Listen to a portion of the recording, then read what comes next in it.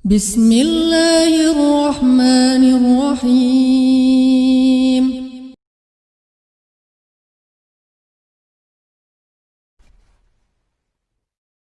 Tiga dan terakhir adalah orang yang diluaskan rezekinya. Kalau dia bersedekah, ya, dan kita akan sebutkan di sini. Pertanyaan kecil teman-teman sekalian, dan saya pernah susun makalah tentang masalah itu. Apakah Islam menyuruh kita menjadi orang kaya? Jawabannya iya. Jawabannya iya. Jadi Islam tidak menyuruh kita jadi orang miskin. Kalau ada orang keadaannya miskin dan dia sudah ikhtiar, ya sudah. Itu cobaan dari Allah. Tapi apakah kita disuruh menjadi orang kaya? Jawabannya iya. Suruh bekerja. Banyak sekali hadis berhubungan dengan masalah itu. Di antaranya adalah hadis riwayat Bukhari. Kata Nabi SAW, seseorang di antara kalian membawa potongan-potongan tali ke hutan, lalu dia mengambil ranting-ranting yang dia ikat, lalu dia pikul di pundaknya, dan dia jual di pasar, jauh lebih mulia daripada dia minta-minta sama orang lain. Berarti disuruh kerja, gitu kan? Gak boleh mengemis ini. Hadis yang kedua, kata Nabi SAW, siapa yang membuka pintu afaf, afaf itu kemuliaan. Kalau dia mau menerima sesuatu dari orang, dia berikan jasa, gitu kan? Kecuali Allah bukakan pintu kekayaan, dan siapa yang membuka pintu mengemis, maka Allah akan bukakan baginya pintu kemiskinan. Ini teman-teman bisa lihat di ceramah saya di YouTube, ada judulnya, Saudaraku Nilai Rahasia Rezekimu. Panjang lebar saya jelaskan tentang masalah poin itu. Baik, kemudian hadis yang lain juga, kata Nabi SAW, ma naqasa malu min sadaqah, tidak akan berkurang harta seorang hamba karena sedekah. Artinya dia akan mendapatkan banyak sekali. Di sini motivasi untuk sedekah. Saya kasih contoh teman-teman. Saya sekarang kalau sholat ke masjid, saya dapat pahala kan?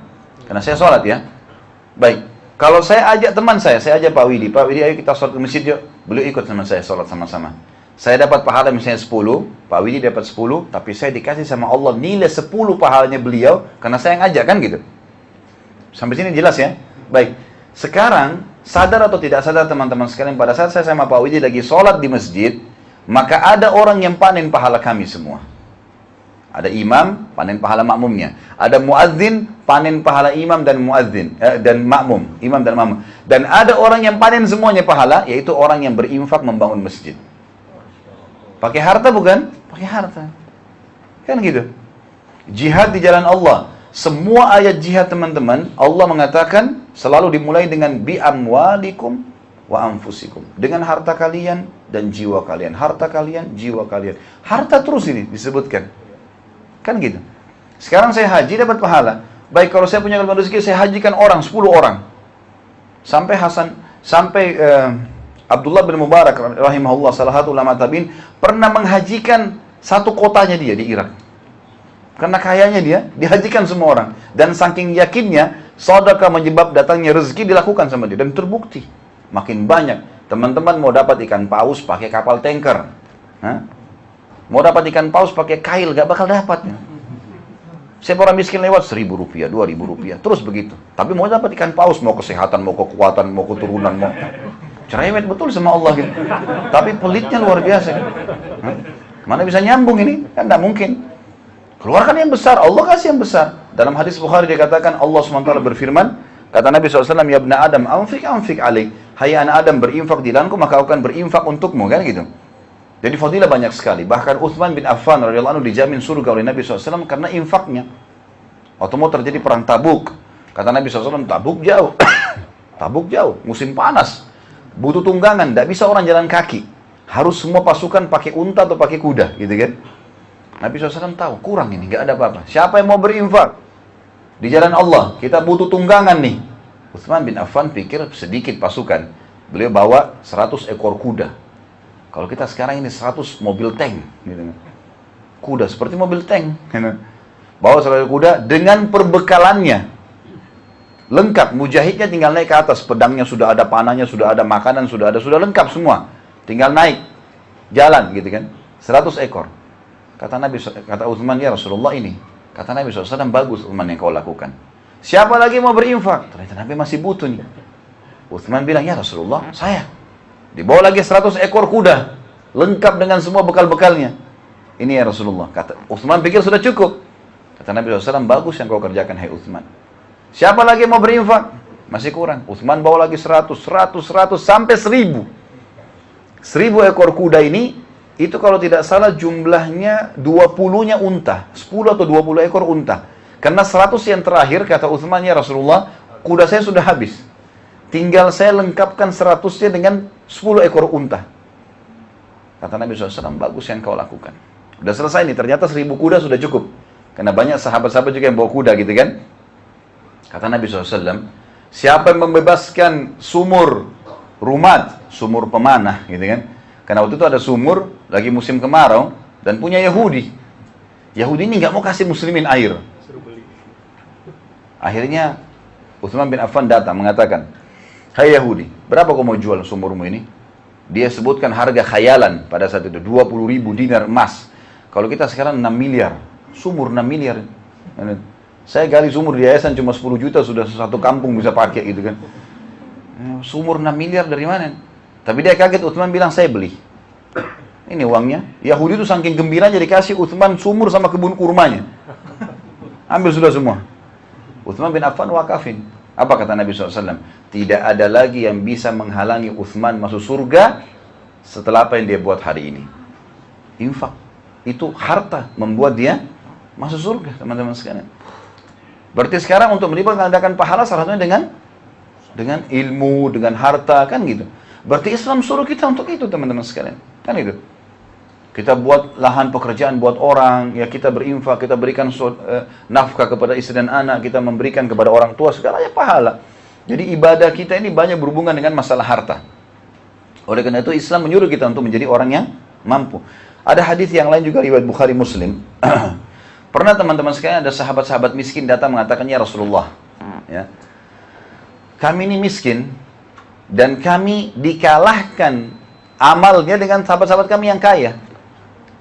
Kami sholat, mereka sholat. Kami puasa, mereka puasa. Tapi mereka punya kelebihan. Mereka berinfak hartanya kepada kami. Kami nggak punya harta. Nggak bisa ikutin ibadah itu, nggak ada. Pandukan kepada kami amalan yang kalau kami kerjakan, kami sama mereka pahalanya.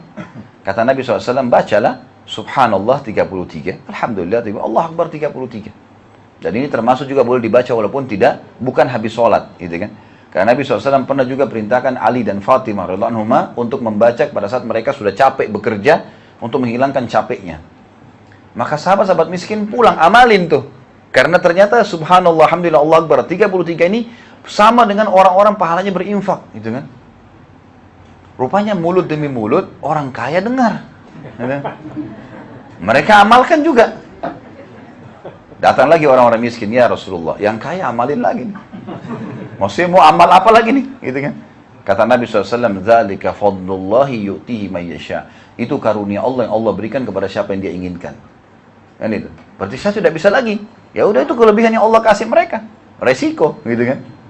Makanya kalian bekerja. Dan subhanallah, kata ulama, tidak ada orang yang memulai usahanya dengan modal yang benar, produk yang benar, sistem yang benar, kecuali Allah berkahi. Kalau ada masalah di usaha antum, perhatikan 3 hal ini. Gitu kan. Modalnya, produknya, sistemnya. Halal, diberkahi. Tidak usah datangi orang-orang bodoh dan orang-orang tidak normal. Ya. Yang di Indonesia dulu dukun kalau ketangkap dibakar, gitu kan? Karena dukun ini sudah rusak, namanya diganti dengan orang pintar. Ganti sekarang, orang bodoh. Orang paranormal, di atas normal, tidak orang tidak normal semuanya. Minta tolong sama dukun-dukun, jin. Nggak perlu semua. Orang di sekitar Masjid Haram Nabawi dan Masjid Haram Mekah tidak pakai pelaris-pelaris, laku semua kok tokonya. Kata kuncinya, modalnya halal, sistemnya halal, produknya halal. Tawakal kepada Allah sisanya. Akan diberkahi. Innamal a'malu binniyat. Allah akan berikan itu. Nah, teman-teman sekalian, karena besarnya fadilah ini, dan di sini hadis mengatakan, dan Allah membuka untuknya berbagai jenis harta seluruhnya. Artinya bisa seseorang itu menguasai banyak bidang. Bisa dia buka usaha ini, usaha itu, bisa. Nah, Allah SWT tidak pernah batasi.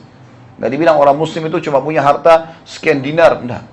Bebas. Sampai Abdurrahman ibn Auf radhiyallahu anhu pada saat beliau meninggal, itu waktu mau dibagi hartanya, emasnya karena sudah terlalu banyak di gudang, selain yang diinfak ini, dikeluarkan banyak, datang lagi terus Allah kasih. Itu dipukul sama kampak, dipecahin sama kampak, emas-emasnya itu, sampai yang mukul tuh tangannya memar, waktu mau dibagi-bagiin ke ahli warisnya. Itu pun masih ada lebih diinfakkan lagi di jalan Allah, gitu kan. Jadi mereka memang kaya raya, tapi mereka lakukan itu, ya, dengan cara sedekah. Nah, di sini syaitan teman-teman sekalian mau merusak itu dengan niatnya diganggu. Kasih orang karena riya, karena mau dipuji. Untuk apa dipuji sama orang ini? Gak usah dipuji teman-teman sekalian. Kasih sudah, tutup mata saja, selesai. Dan semua amal soleh yang pernah kita kerjakan lupain sudah. Udah usah dikenang-kenang, gak usah dikenang. Pernah infak, pernah sedekah, pernah haji, pernah umroh, udah selesai, udah aman. Ada sekretaris nggak dibayar kiri kanan nih. Catat semua.